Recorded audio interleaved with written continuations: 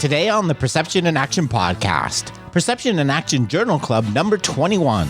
I'm joined by Stu Armstrong and Kasey Crider to discuss Karl Newell's recent article, What Are Fundamental Motor Skills and What is Fundamental About Them? So it's time for a call to action. Hello, and thanks for joining me. This is Rob Gray from Arizona State University. I've been on a now over 25-year journey as a researcher, professor, and high-performance consultant to understand how we acquire and adapt our perceptual motor skills. Welcome to the Perception in Action podcast, where I discuss how psychological research can be applied to improving performance, accelerating skill acquisition, and designing technologies. If you're a coach or an instructor, my goal is to help you bridge the gap between research and application, and to connect your experiential knowledge with skill acquisition and motor learning theory. I want to help take you from using practice design recipes to becoming a master chef who can manipulate the key ingredients to come up with your own innovative training methods. If you're a student or fellow academic working in the skill acquisition field, I hope to keep you up to date on the latest studies and help you get to know the people working in this area. Finally, if you're developing training technologies, I hope to help you incorporate good motor learning principles in your design, pull out key performance metrics from the data, and design effective studies to evaluate your product. To learn more, help support the podcast, and/or work directly with me, please check out perceptionaction.com. Now on to the show. In today's episode, Kasey, Stu, and I had a really fun discussion about fundamental movement skills. What exactly are they? Do we need to teach them to new learners before they can begin to explore and self-organize? What are the potential dangers of doing this? If we don't, quote unquote, teach the fundamentals, what can we do instead? Hope you enjoy. All right, I think we're live. So welcome to another edition of the Perception in Action Journal Club. For those that haven't been here before, welcome. This is the first and kind of, I guess you could call it the second season. We had a little break there. I'm going to have a few more lined up over the next few weeks. The idea here is we're going to talk about, an article or a particular topic in the area, usually focused around skill acquisition and coaching, and dive into it. And if anyone is listening or following along on YouTube or Facebook, if you post a comment, I'll see it and I can bring it up on the screen, and we can attempt to answer or respond if you're interested in doing that. So today I'm joined by, we have one other person, Phil, who may or may not come back. He's having a bit of connection troubles, but we've got two other great people. So first I'll introduce Kasey, who's new, first time doing this. So Kasey, can you tell us a little bit about yourself and what you do? Yeah, I coach volleyball at the University of Miami down in South Florida.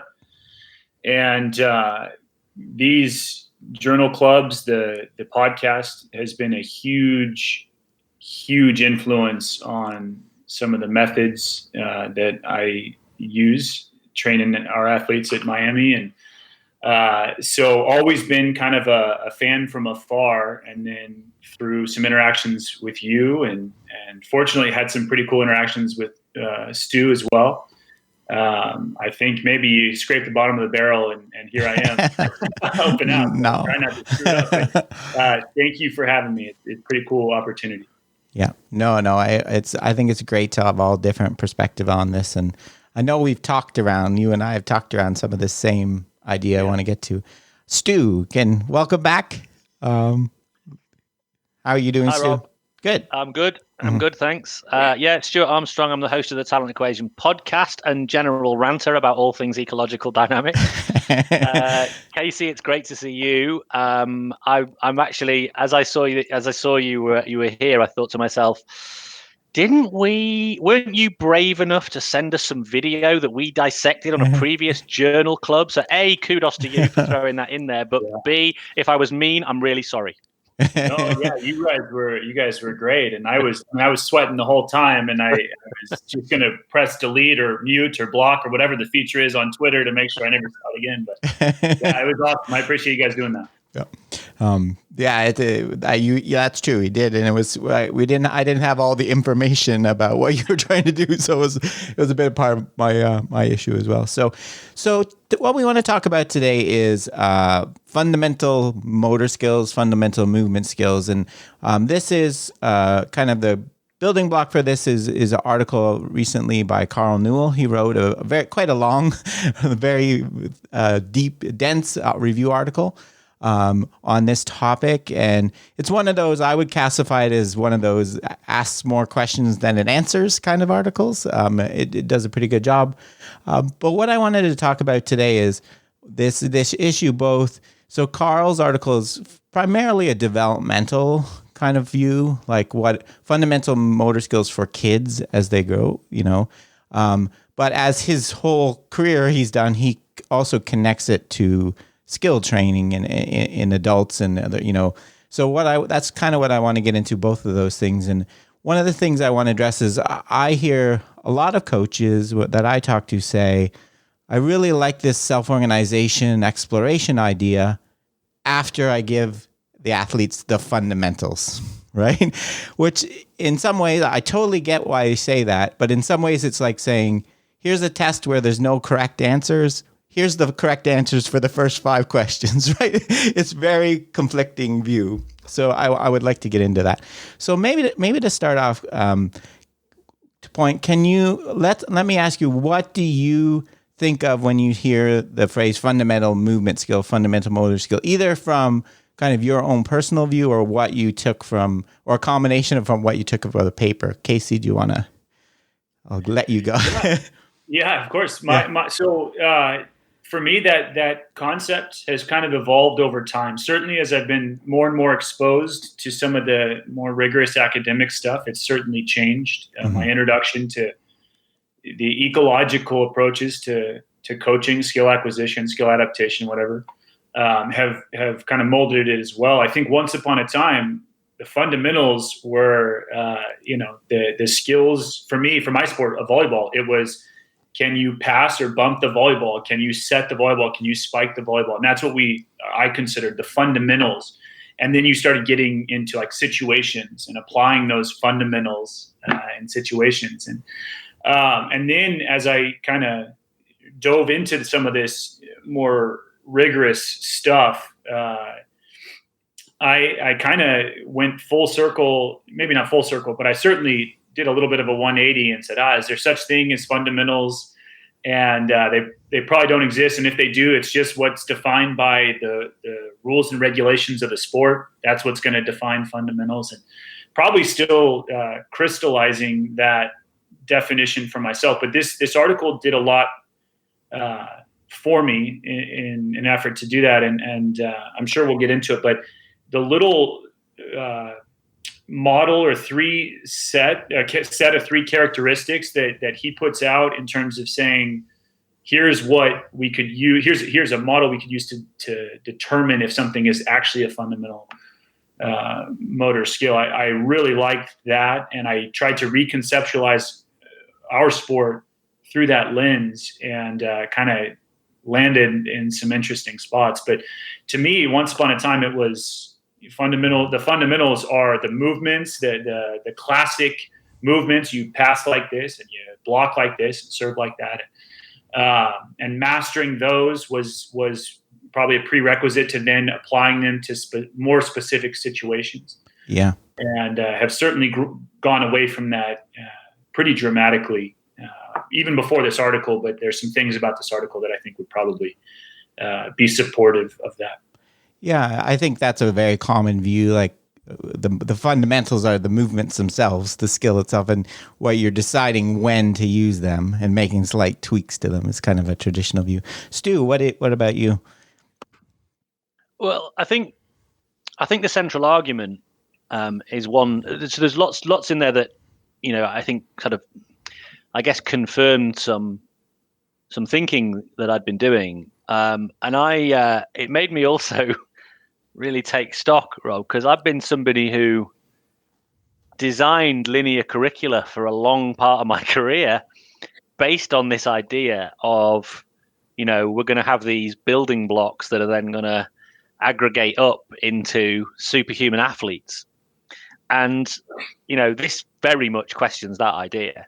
But I've been questioning that idea for a long, long time. And there's a lot in there that, and again, I'm probably very guilty of seeing stuff and thinking, oh yeah, that corresponds with my now worldview. So I'm going to take that and then not really remember all the other stuff. Right. So I'm very conscious of that. But fundamentally for me, I mean, there's a number of things and kind of key things that I think I kind of want to draw upon. One is there's an obvious question around even just the term fundamental movement skill or fundamental motor skill, which is fundamental for what?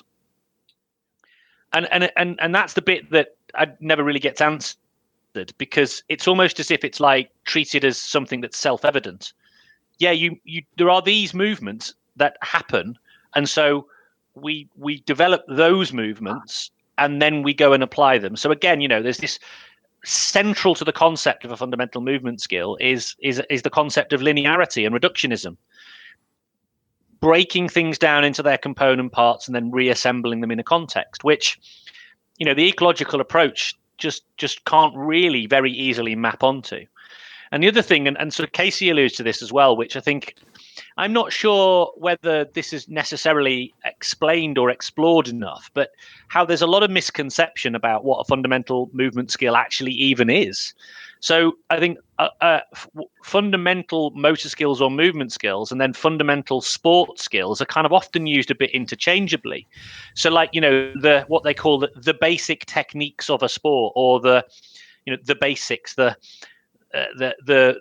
things that you must be really proficient at in order to then progress up to the stage. The fundamental sport skills are one thing, but then also there's the idea of before you even get there, you've got to have begun a journey of mastery of the basics of that. So in order to spike in volleyball, we need to have learned to, say, do a kind of throwing motion, which would then give us the appropriate propulsion, and then we'll have a ball in the way, and all. So this idea that all these things are going to add up to the other, and it's kind of rejected, really, or at least very much questioned, and so I'm definitely left in that space thinking to myself, this is very much saying to the practitioner who may have been bought into the idea of that sort of linear progression approach, that you've almost got to turn the telescope round, and that's quite a challenge, I think, for a lot of people. Yeah, no, I think those are really good points, and I'm just going to put up. This is to kind of emphasize some of the gut things you both said. This is a thing from his paper. This is what you're talking about too. Stu, I don't know if everyone can see all the details of this, but this is the traditional idea of fundamental movement skills is they're building blocks, right? You need to learn. You can't do a give and go in soccer before you learn how to control the ball. You can't control the ball until you can balance, have balance and So this kind of a model, very linear, like you're talking about, Stu. You have to be able to, kick and leap before you can, do street hockey, and then it kind of builds and builds up to the top level skills. So I think that's one of the principles, the three things you were mentioning, Kasey. So the idea that they're building blocks. The other figure I just wanted to show is this one, kind of what you were talking about, Stu. The idea that there's some general building block that goes into all of these skills that involve overhand movements, right? That's been assumed. You're right. It's assumed even though there's a lot of kinematic studies that show, even though they look the same, they're very, very different kind of movements. So I think that's the point, the idea that there's these building blocks that are generalizable into lots of different skills, I think is a point. One good example I like that he uses is swimming. Right? Swimming is an incredibly important skill, right? It's a useful skill, but it's not fundamental because nothing really builds on swimming, right? Unless you play water polo, it's not a building block. Whereas running is a fundamental, right? Balance is a fundamental. So I think that's some good points you guys are making. So yeah, I think, so we had these kind of three points. if we believe, so I think in the end he comes up with only three things, right, that he considers fundamental. I can't remember. Do you remember? There's posture, postural control, locomotion, and object interaction. I think were the three. Mm-hmm.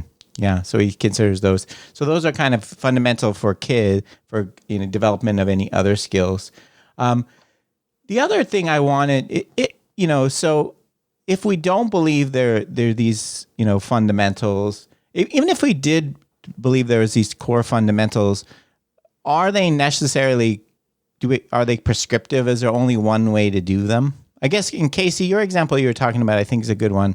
I think it really depends on the sport. Like volleyball, you can't just let someone run around and hit the ball. Just say, learn to hit it over the net, because there's rules about, very strict rules about what's legal to do. So that kind of constrains that. So, what are your thoughts about that kind of the flexibility in the fundamentals, I guess? Yeah. So as someone who is pretty deeply invested in a lot of the ecological approaches to skill acquisition or skill adaptation, whatever, I like the idea of flexibility. That's kind of inherent to my preference, I guess is the right way to say it. I think there was a point that was made by another coach the other day on a little Facebook group that's pretty popular for volleyball coaches, and a little bit to echo the point I made earlier. He argued that really the fundamentals are defined by the rule book, whatever that may be, and only defined by the rule book. That's the only thing that defines the fundamentals. And I think there's probably something there to that. And if you want to get into like motor variability and things like that, the aspects of, or the features of invariance in these skills, I guess probably what Newell would categorize as the uniqueness, so to speak, would be chiefly defined by the rule book. And there's an action in our sport. It's this overhand setting motion. Mm-hmm. And you can use it in different ways. So there is some generalizability there. But even then, the rule book is going to have a profound influence on the application of that. If we were to argue it was a fundamental of volleyball, because on the first contact, you get three contacts. On the first contact, if I handle the ball overhand and then with the setting motion, it's much less rigorous in terms of the simultaneousness of the contact. And that's usually expressed by how much the ball spins. Okay. If I handle it overhand and it spins a lot on the first contact, there's no violation. If it's the second contact or the third contact, so I'm setting up a teammate or I'm sending it across to an opponent with this overhand motion, theoretically on the surface it appears as the same motion.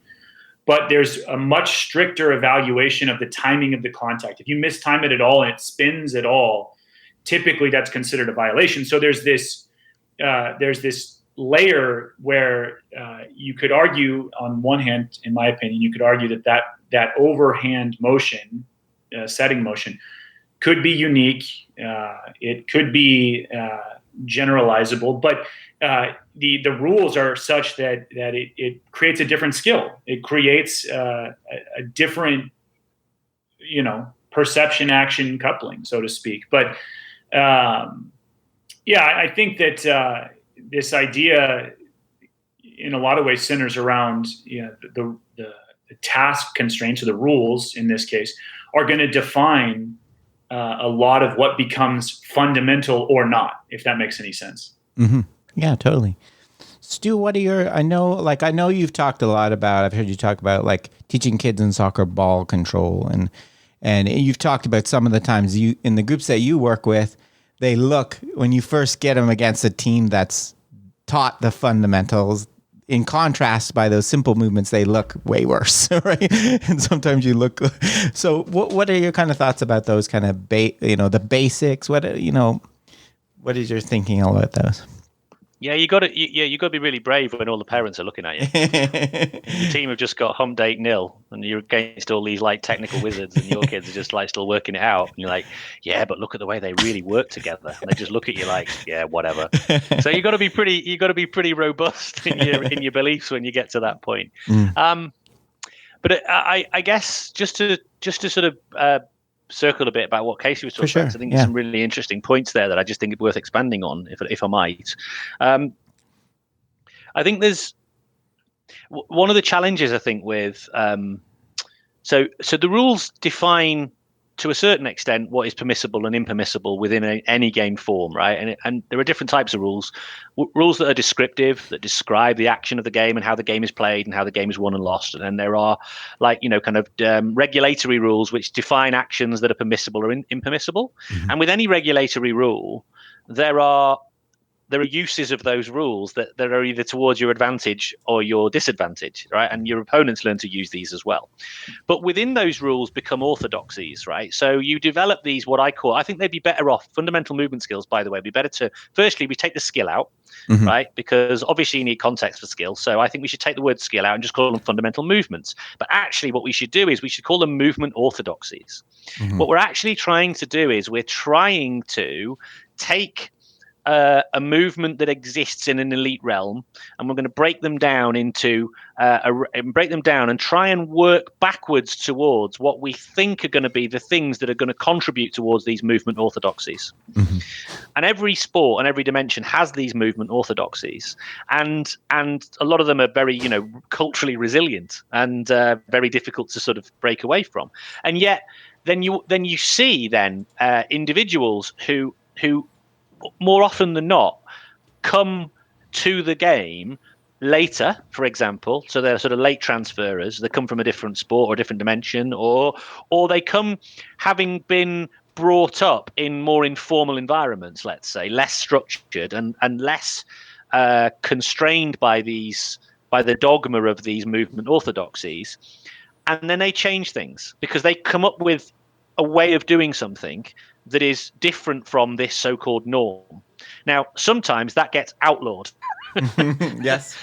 Because the rule makers go, ooh, you can't do that. But sometimes that creates a kind of new movement paradigm that then everybody then follows. And sometimes it actually happens because the rules change. It's happened in rugby several times because the lawmakers in rugby, for a range of reasons, on one level, to make the game more entertaining, but on a lot of levels, it's to make the game safer, have made several law changes over a period of time. And quite a few sports have done the same thing. And as a result of that, it's created new movement paradigms that are required because the laws afford various action opportunities. And as a result of that, new movement dynamics have had to emerge as a means by which to either take advantage of those movement opportunities and invitations to action, to quote Duarte Arroyo,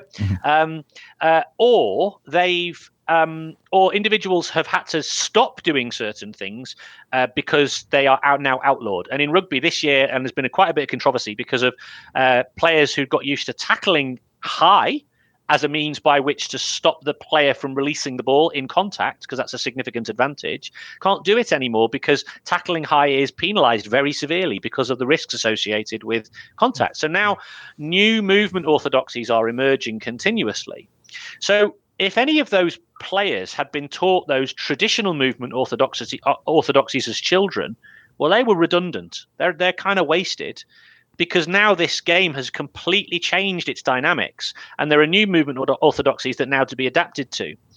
And what's really interesting is the more adaptable you are as an individual, the more able you're going to be able to then adapt to these new movement patterns that need to emerge. And interestingly enough, it is creating vast arrays of different creative opportunities as means by which to take advantage of these things. So if I can just finalize my point. No, good stuff, Stu. The point I want to just make was, I think there are some inherent illogicality,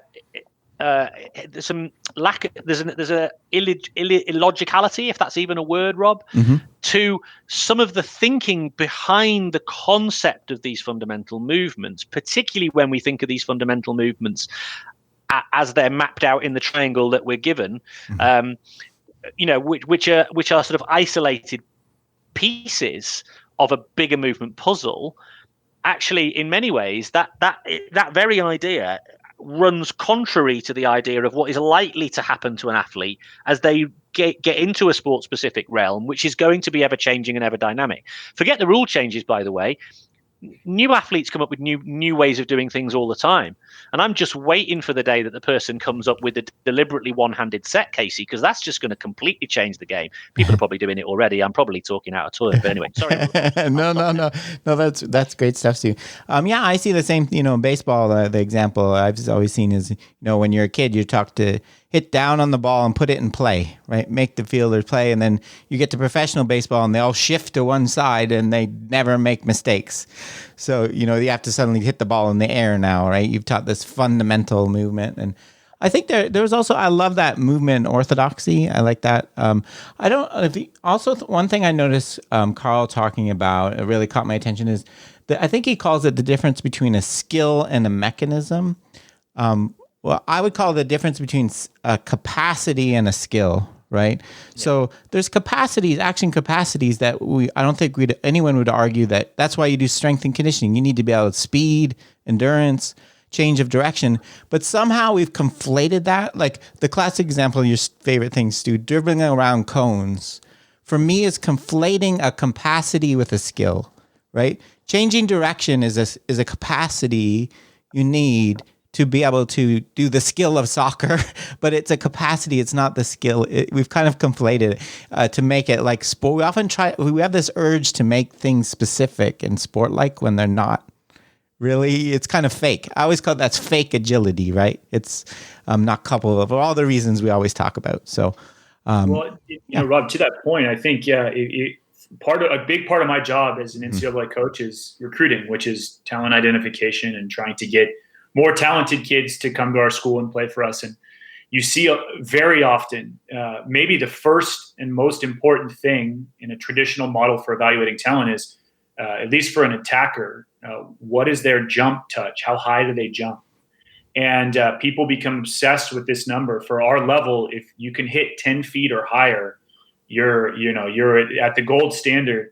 And we've actually done a little bit of an analysis on our players and have found that there is very little correlation between their ability to jump on a vertex, which is the mechanism used to measure it, and what they actually jump in competition, because that jumping ability is an ability in and of itself. And in the ability to spike, though it requires jumping, it's going to modify how high they jump. We've had athletes that go in both directions, actually girls that are jumping higher when they spike than they do when they test their highest jump, their max jump.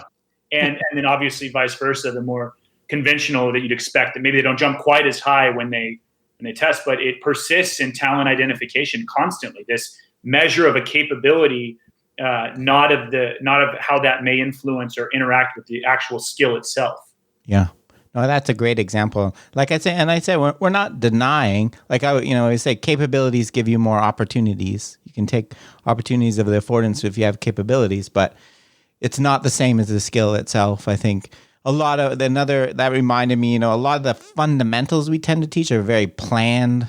Like they're very rarely unplanned. Fundamentally, how well you react to an unplanned event. So yeah, I think that was another thing that I really took. The other thing I got out of yours, Stuart, I think I'm reading Franz Bosch's book at the same time, and he had so we tend to think as fundamentals as prescriptive, right? This is how you should do this thing. Franz, I'll read a quote from: "The great problem in designing a pattern of movement is not what the appropriate way of execution should be, but how all the other less appropriate ways of execution can be eliminated as fast as possible." So maybe there is something we want to do at the start.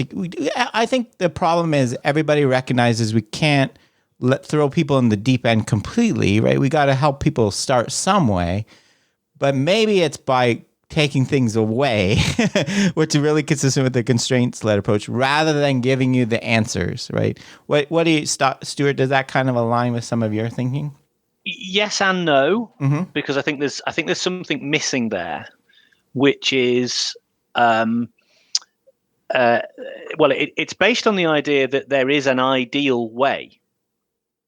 And what I would argue is that there's a more or less ideal way depending on the individual. Yes. And so the individual dimension, I imagine Franz talks about that. But so I don't want to be critical, but just to take that quote, that's important, right? Because what you're doing is, and this is what I like about the ecological approach, is it is inherently individual in nature. Mm-hmm. You have to be athlete centered.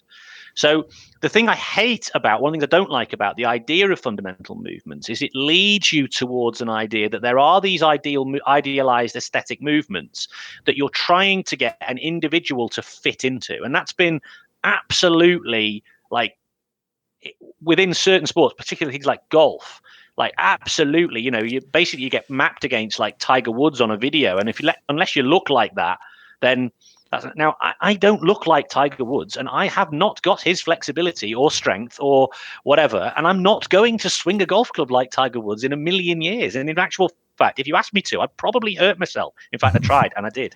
So this idea is dangerous. I genuinely do believe there is a real danger, an inherent danger to some of this thinking, idealized movements that we must fit the human to.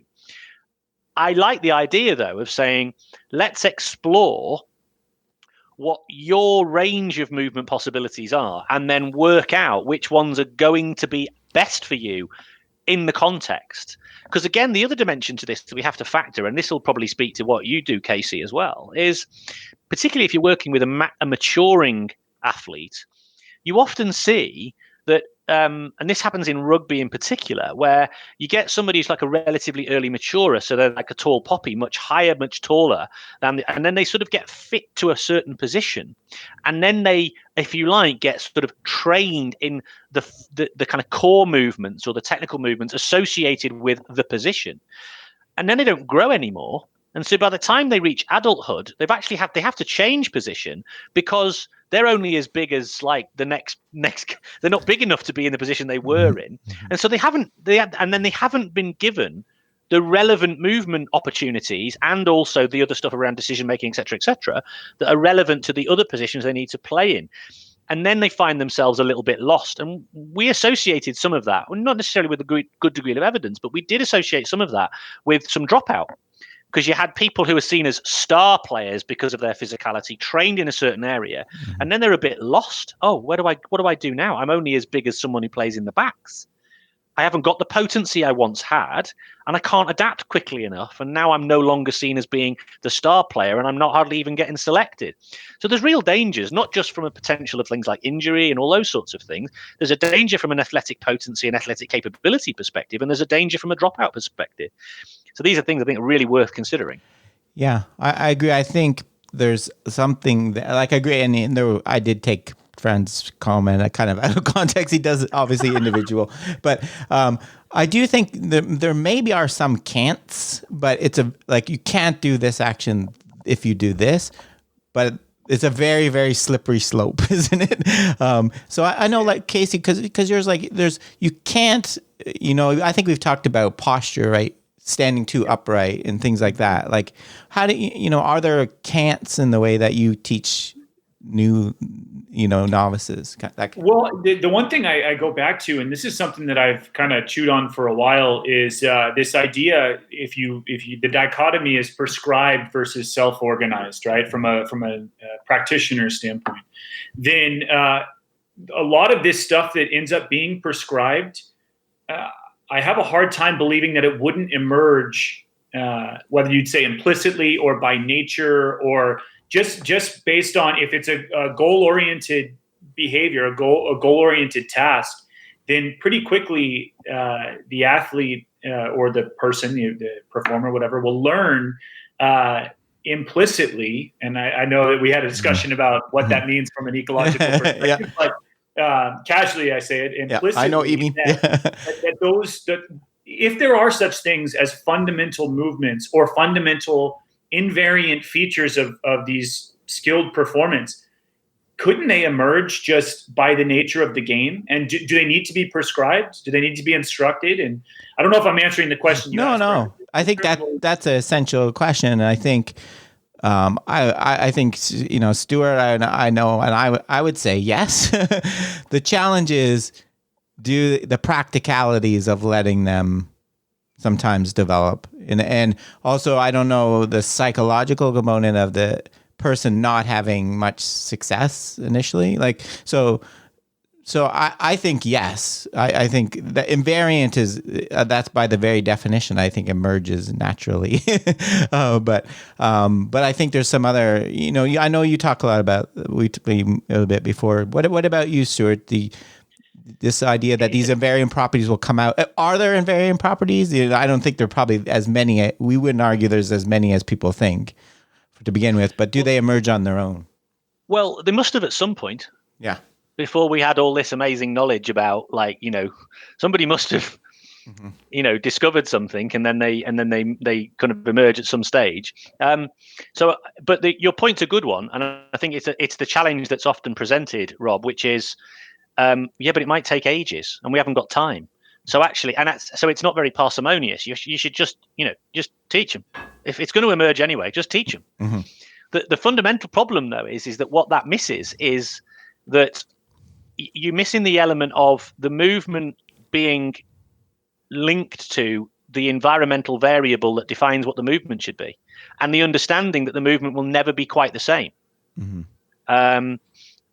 You tweeted, I think, Rob, the great quote from Rafa Nadal: "Never hit the same shot twice." Mm-hmm. And it's the same, they're never going to hit the same shot twice. So this idea that if we teach it now, you might teach it in an environment that's closer to that sort of, with that level of variability, which means that you don't have to trade it off, and you may be able to speed it up. And that's where I think the constraints come in, right? Because you can do that. You can help an individual without having to take them away. So it doesn't have to be a complete. You've talked about it's not a free for all, right? Just do whatever you want to do. Just going to let you play. We're more skillful than that, because what if it doesn't, right? So we're going to refine, and we're going to help, and we're going to take stuff away. We're going to all those sort of things. So I totally buy into all of that idea. But the bit that I think that's important for us to, I guess, think about.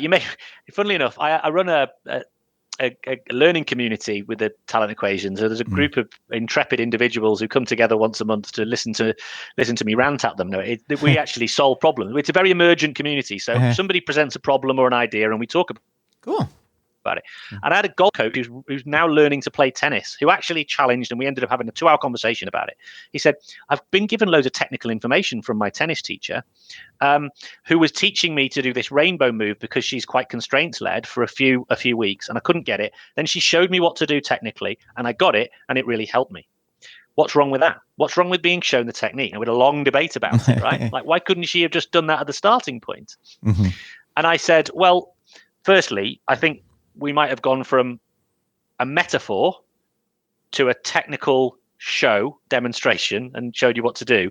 And there's quite a few steps in between that I would have taken. We had a long discussion about that. Mm-hmm. But it's made me think about that idea of how quick we are often in the struggle to jump to let me just show you what it is, and then you're fine, and then we're good, right? Because I do think that's fine, because it doesn't always feel comfortable to us or them that they're struggling. And if someone's struggling, you want to give them some help.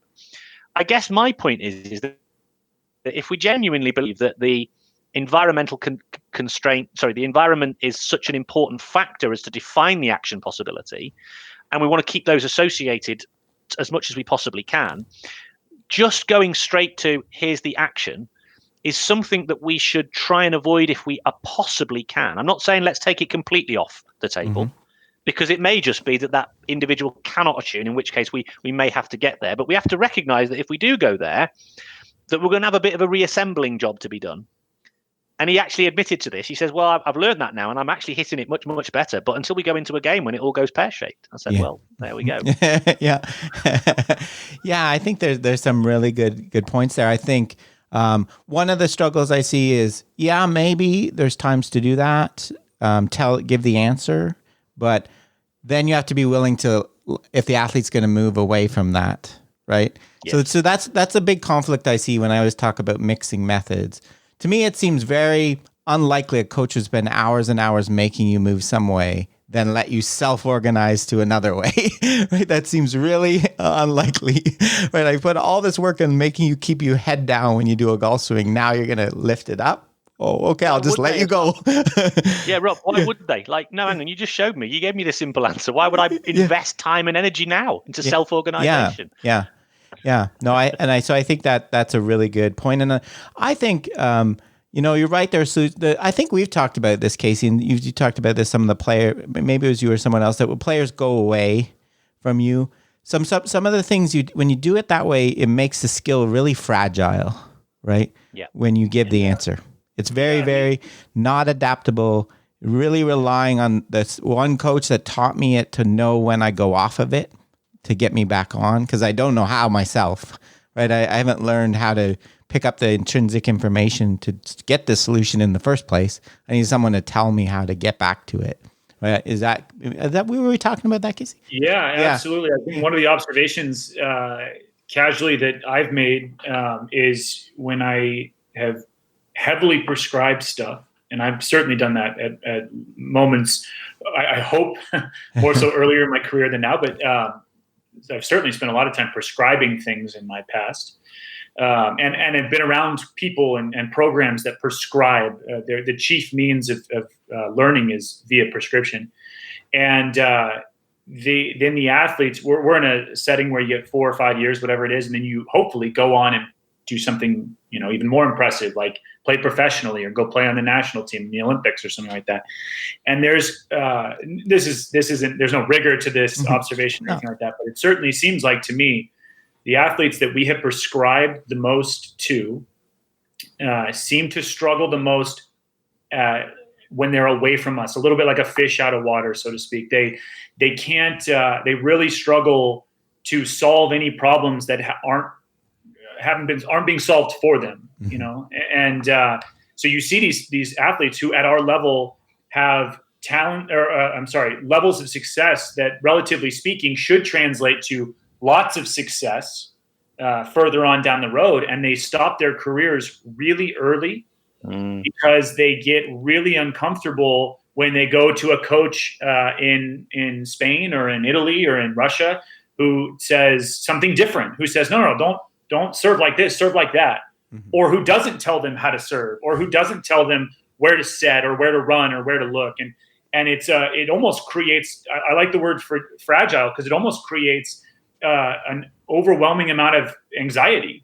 If I don't have the answer and I'm in this high stakes environment where now all of a sudden I'm making money and the level of competition is really high, it seems to me as if the athletes who maybe aren't prescribed as much tend to be a little more resilient to these, as you would imagine, these ever-changing conditions. And in this case, ever-changing coaching methods and systems and tactics and all these things that they're going to encounter once they leave.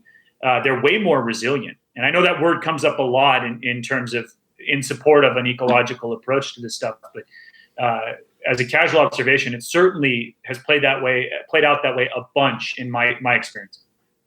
That's a great point. I mean, that's a skill in itself. Solving movement problems is a skill. And learning to solve movement problems is a skill. And if you're not provided with an environment which asks you to solve movement problems, coming up with novel solutions from trial to trial or from moment to moment, then how would you, when later on challenged by an individual to say, here's an alternative movement thing that may be very difficult for you, if you haven't learned the idea of, or you haven't experienced the idea of a means by which, and even learned to love the idea of coming up with a novel movement solution and being given or being offered an alternative that you then might want to explore and find your own way with, then I can see how that would be enormously demotivating. There's another point about resilience as well that I think is important from the perspective of, and I know you're going to talk about this in a future show, Rob, but I noticed on the chat that the amazing Kathy Sierra is on here. And when she spoke to me, talked about being having movers who are anti-fragile. And I really like that concept. And I think it really speaks to what you're talking about, Kasey, because I think there's a real danger when you go down this route of sort of trying to ingrain certain movements because they're so key to others, that they become robust. And I'm using the word robust as opposed to resilient, because with anything, something that becomes robust is also potentially quite brittle. Just look at the way, they used to build buildings really stiff, and then they learned when there was an earthquake, they're the ones that fall down, right? You build a bit of flex, don't you? So actually what you want is you want individuals who can move with that natural flex built in so that they are resilient movers. And that's important from the perspective of, in my opinion, injury prevention or an ability to deal with kind of movement possibilities, because more often than not, when you do have those kinds of acute injuries, it's actually a failure to adjust or adapt as much as it is anything else. Yeah. And Rob, that goes to your episode that you put out. Was it yesterday? Yeah. It's the same concept. This idea that the variability in movement promotes a more resilient performer physically. Mm-hmm. I would argue emotionally, so on and so forth. Kind of runs the gamut a little bit. But I was publishing this morning, Rob. So I'll give you a day or two. Yeah, the same idea that kind of I was talking. The variability is kind of protective against stress, and for the anti-fragile. If anyone's Paula Silva at University of Cincinnati does lots of cool work on that topic. Yeah, so I think that's another thing. The other thing I really hate about the idea of fundamentals is it really kind of permeates this idea of this unidirectional flow of the way we perform skills. Is the idea that it makes it like action is subservient to perception and decision making. So as a player, I go along, I look for things, I decide what to do, and then I just basically press a button, kick, pass, right? The action it's just this thing that I just turn on and it goes, right? Yeah. But where we know all these other things, like the gear, Georgette has done some wonderful, like exploring the actions. We explore to get more information, the deception. We have all these things where we act. It's not just expressing them. So I really, if the fundamental is to me, it's that exact idea. I teach you how to do a proper kick so that at some point you can just press the button and execute it. I'll teach you when to decide when to do that later, right? After I give you the button, right? Which I really don't like that idea at all. But yeah, I think that's it. So I think we talked. So I think we talked a little bit about some of the worries of doing it this way, and also the challenges, right? The things might take longer, people might struggle.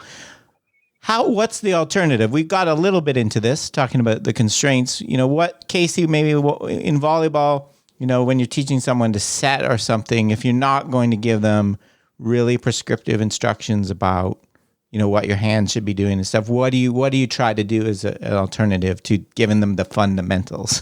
Yeah. So the kind of the philosophical model that I've tried to use, certainly over the last couple of years, has been, if there are invariant features of skilled performance, then try to minimize those as much as possible. And you had an episode, you interviewed Wolfgang Schulhorn, mm-hmm. and he said something that has really resonated with me. I go back to a lot.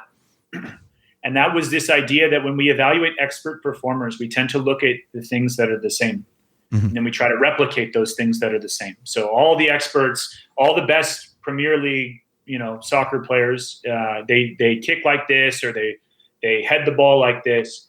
And he said, I think maybe and you can correct me if I'm wrong here, but maybe a better model would be looking at the things that they all tend to do differently and encouraging exploration and variability in our learners, not concerning ourselves so much about the things that they do the same, because those things will probably self-emerge. They'll emerge as we go through this process of learning and development. But maybe we could look at the things that are different and encourage the athletes to explore variability there. So in a more specific applied example, I experimented a little bit with the differential learning stuff and still trying to figure out how that I feel about that and how the athletes feel about it. You get some very puzzled looks when you start saying, "Hey, close one eye and lift up one leg." But I like, one of the things, for example, if you want, if I had a preference, and this is a bias as a former player and coach, you'd want your athletes to be relatively prepared, whatever that means, as a setter. So here comes this pass from the passer. You'd want them prepared. And you could tell them, okay, here's what prepared looks like, and do it like this. And I've done that almost my entire career, save the last couple of years. But you're just going to run in, and you're going to look like this and move like that. Very prescriptive. And you can constrain something that would be more emergent or self-organized, relatively simple. So, for example, if I'm the one controlling the pass for them to run in and then set, I could just pass a bunch of them really low. And then all of a sudden they're on it. They're prepared. I haven't told them how to prepare. And then there's lots of ways to do it. I think pretty naturally, where you're not getting too far away from representative situations they find themselves in competition. And so that I think to Stu's earlier point, that one of the tough things for me, every time I explain the constraints-led approach or ecological dynamics and its manifestations to people, they ask, what's a good example of a drill or an activity? I'm like, well, we're already going down the wrong path here. And what I have to explain is, you can't just say, do this activity and it'll work, because you have to know the information that the athlete is interacting with, and what are the emergent behaviors that are coming from their interactions with that information. And before you know that, you couldn't just say this will work, because the same constraint or the same constrained activity could promote wildly different behaviors from different performers based on the information they're interacting with, based on the way they currently are performing. And so it's always hard for me when somebody says, how would you do that? I probably don't have enough information. And I know it's like the dirty word or dirty phrase, and I use this very cautiously, it depends in this instance. Yeah. But go ahead. No, that's good. I have no problem with that expression. Like, as I say, ecological approach is the very definition of it depends, right? Yeah. Stuart was saying it's all individual. I think there's a great, I like that example. And this, I think, speaks back to something Stuart talked about, maybe in training, taking things away, solutions away, not because they're wrong, but maybe to get, like in my analogy, to get you go to the other end of the buffet. Let's get you to explore, hitting the ball low so you can't stand too upright. Not because it's wrong this way, but we want you to do something else, to explore something else. Stu, any thoughts on kind of how the alternative to these teaching the fundamentals? It's been really useful listening to, and I'm really glad you posed the question, Rob. And it's been really fascinating listening to Kasey, because I'll just take you back to last night's session, actually. And I've just been reflecting on it. And there's times when I come away from sessions and I think to myself, how good was that? I don't know if it was that good. Did it really kind of have the effect? And because quite often you don't necessarily see the stuff happening between your eyes, because obviously learning doesn't happen like that anyway. And if you do see it between your eyes, then you really need to worry about it. So sometimes, because you don't see it necessarily always immediately, it's very hard to sometimes square in your mind, like, did we get somewhere there or not? Did it feel right? Anyway, and you, to the point about it depends as well. I've never had a problem with it depends. I just have a problem with people stopping with that. Yeah, and it begs a question. On what? It depends on, right? So, and so I'll talk about what it depends on, right? So, last night I asked the group, which is something I'm wanting to do a bit more. I was like, what do you want to work on tonight? And I should have known, but they said, we want to work on drag flicks. Now, just to tell you what a drag flick is in field hockey, right? It's a particular movement. It's the kind of big glamour movement. It's quite often a big set piece. It's when somebody steps up and they get to drag the ball, and they can flick the ball, in excess of 100. It's a bit like pelota, 100 miles an hour, and it wings into the top corner, and everyone goes, way, and you get music and everything. And it's the thing the kids all want to do, right? So I should have known that this was coming. It's like a bicycle kick or soccer, maybe. Yeah, it's the equivalent, right? It's kind of like the free kick that bends over the top of the wall and goes to the top corner. It's that big moment. It's the one everybody wants. So so I said, okay, so I've got 20 kids, one assistant, just me, right? And I'm like, how are they all going to get a meaningful experience out of this? So if I was to try and teach them all, I'd have had to bring them in a group and teach them the kind of core things that are important about being able to effectively drag flick. And they'd have gone away and they probably wouldn't have been able to do it and all that sort of stuff. So we didn't do any of that.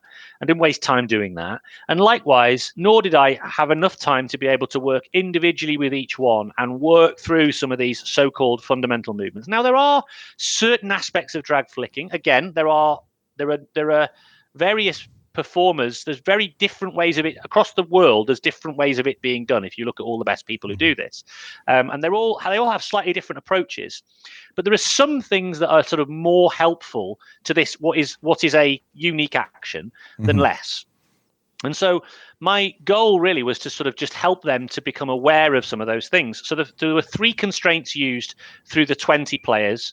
I didn't get to all of them. Some of them I did in little groups. There's just 3 constraints. One was a question. And the first question was, where do you think the power comes from?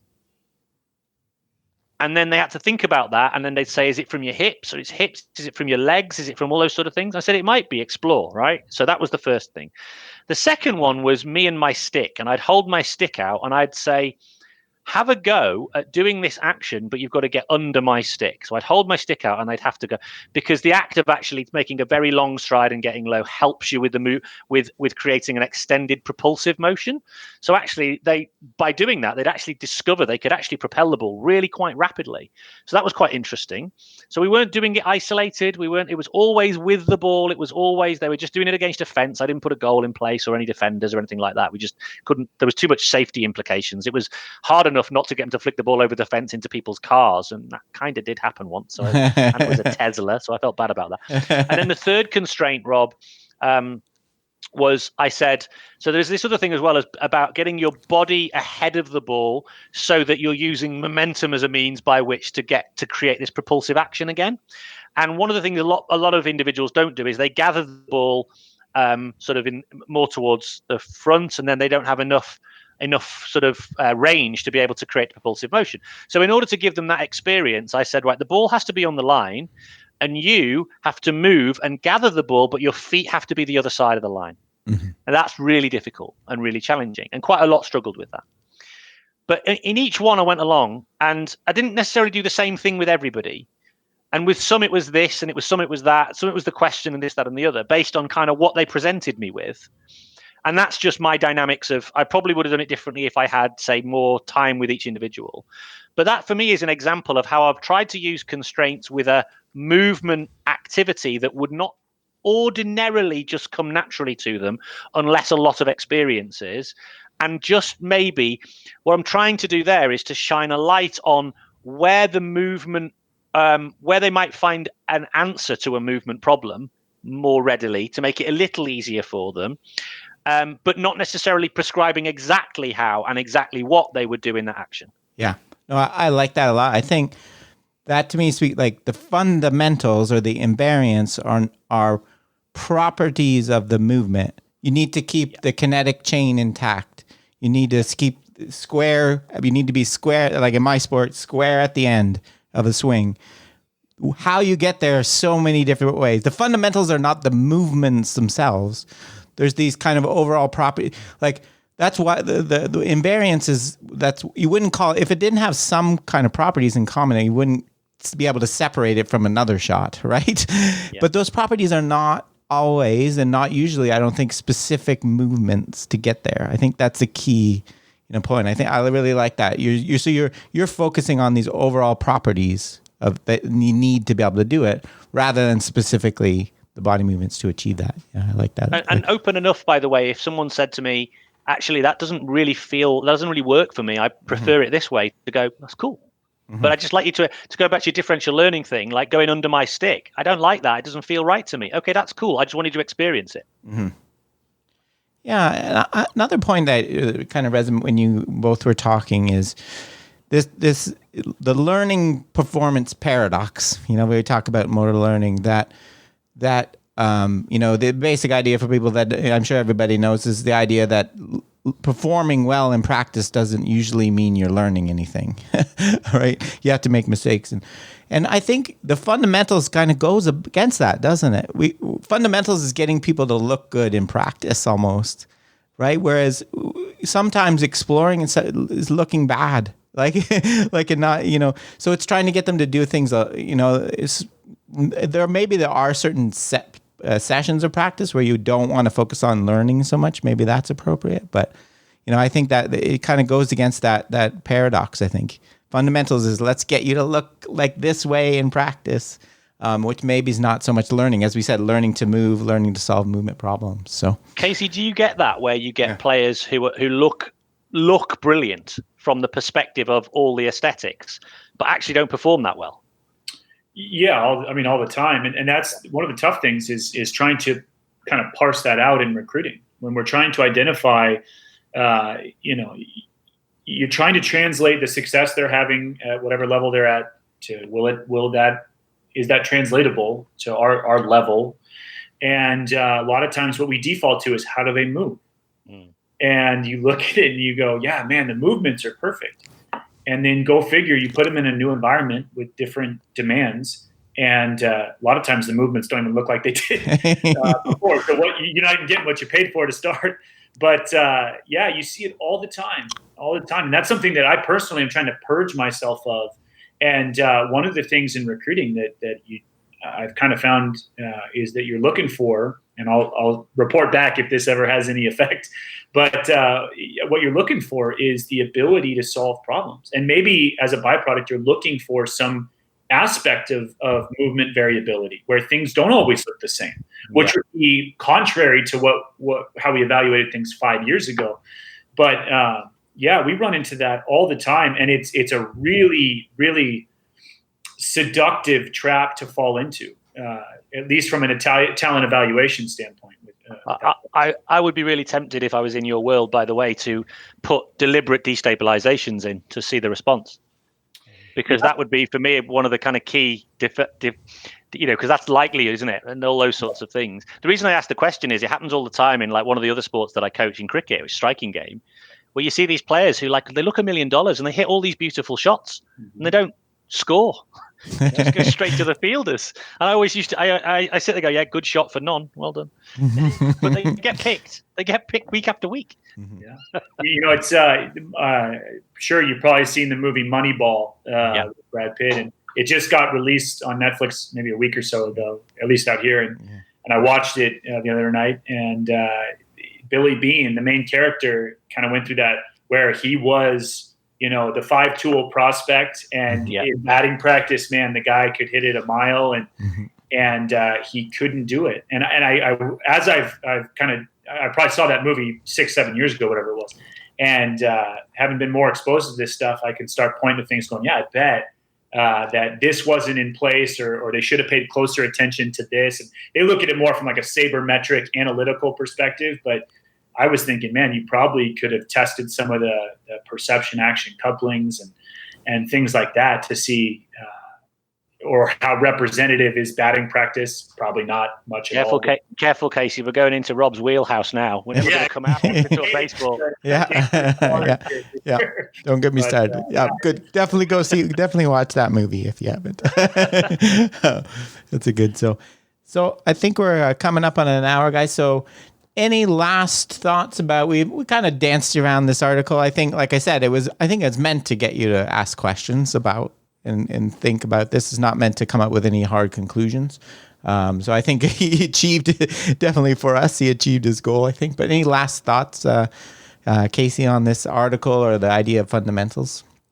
Yeah, I think for me, what I get out of it is that it just reinforces this idea to me that if there are fundamentals, they're going to be a byproduct of skilled performance, probably within context of the performance environment. And so we probably shouldn't spend a ton of time drilling these fundamentals, or, I think to me it becomes they're going to show up if they genuinely are are fundamental features of skilled performance, they'll show up. And we should probably focus on putting things in context, encouraging exploration, and depending on time demands and things like that.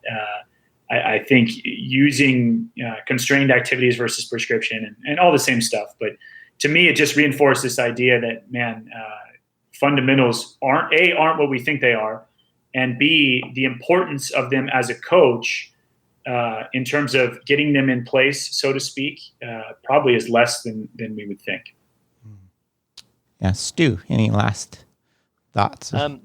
Yeah, I mean, for me, I think there's a fundamental question that I think that we need to pose some sports systems and those who are involved in sports system design, and also those involved in talent system design and all those sorts of things. And I think Kasey spoke to this in terms of things like what are we actually looking for?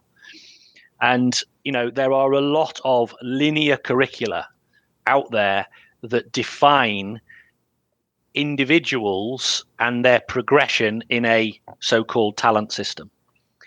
And I believe at the heart of that idea is this concept of fundamentals, and then the so-called linear progression. With the triangle that you saw there, you see this linear progression from childhood to early childhood to later childhood to adolescence, and it's based on an idealized progression of human development, which we all know doesn't. No one thinks that happens, and I know there are slightly more sophisticated ones that take into account maturation, all these sorts of things. I actually think it's the sort of idea that, whilst it probably feels a bit intuitive, it's the sort of idea that we genuinely, whether you're coming from an ecological lens or not, we genuinely need to start to jettison some of these ideas, because I don't think they're helping us to move forward, because they're sort of constraining our movement. It's almost like an anchor point that we're trying to sort of break free from, but we can't entirely because it's still there and it's important. And I feel like these are, how we used to think the world was flat. Oh, some of us used to. Some people still do, yeah. But it's almost like it's one of those things that we probably need to begin to challenge in that kind of way.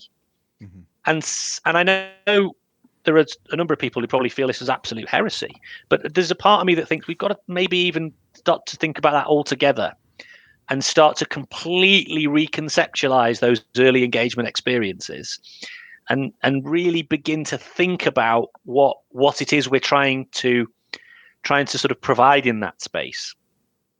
And I think this paper, and it definitely asks those questions.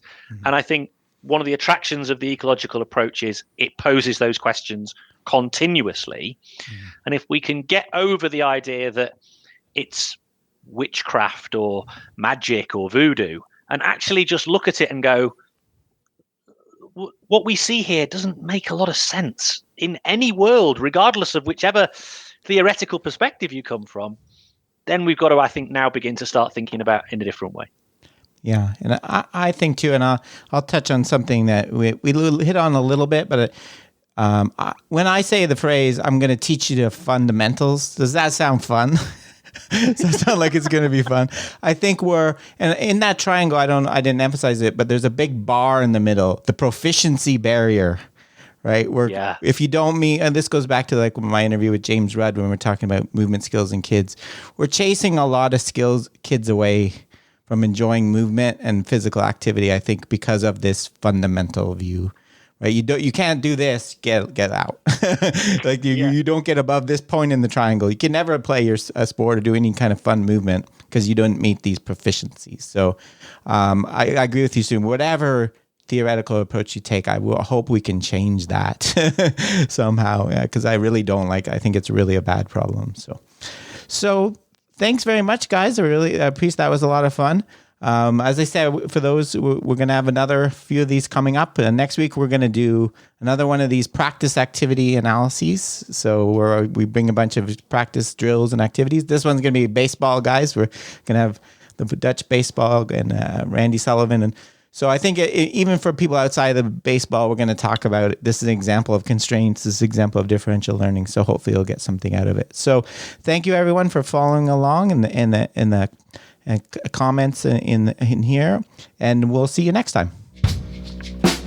Okay, that's it for today's episode. Remember, you can contact me at robgray@asu.edu or follow me on Twitter at ShakyWeights. To find out more about the podcast, please check out perceptionaction.com. Finally, to support the podcast and receive bonus materials, including written transcripts, please head over to patreon.com/perceptionaction. This is Rob Gray from ASU. Cheers for now, and keep 'em coupled.